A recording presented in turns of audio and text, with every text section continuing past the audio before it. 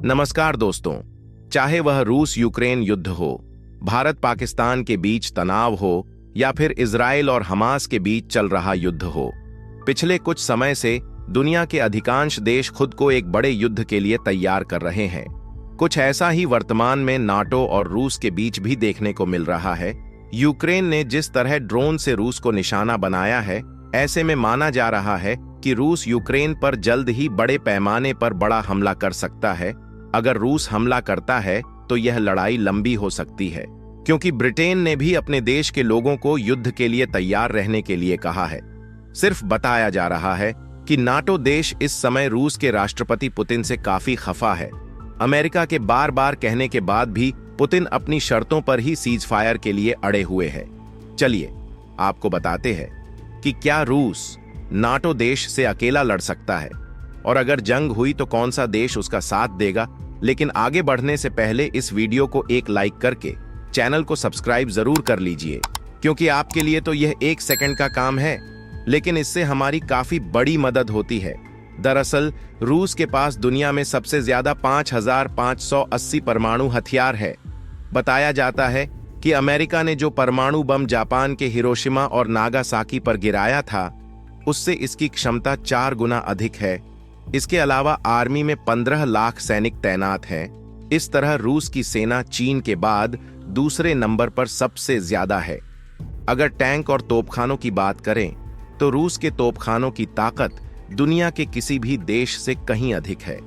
रूस के पास 12,500 टैंक, 3 लाख बख्तरबंद वाहन और 6,500 तोपखाने हैं। हालांकि इतनी क्षमता होने के बाद भी रूस अकेले नाटो से नहीं लड़ सकता है, क्योंकि नाटो में अमेरिका को लेकर कुल 32 देश है और नाटो में कुल 33 लाख सैनिक है।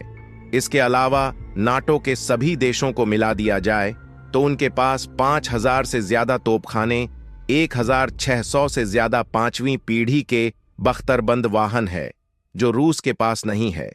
वहीं परमाणु हथियारों की तुलना करें तो अमेरिका और फ्रांस को ही मिलाकर नाटो के पास 6,000 से ज्यादा परमाणु हथियार है। रूस पिछले 3 सालों से यूक्रेन के साथ युद्ध में उलझा हुआ है, जिसके चलते उसके सैनिक और हथियार दोनों ही कम हो गए हैं। रूस अकेला नाटो से नहीं जीत सकता है, लेकिन उसको हल्के में भी नहीं लिया जा सकता है।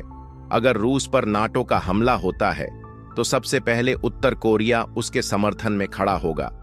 उत्तर कोरिया परमाणु हथियारों से लैस देश है।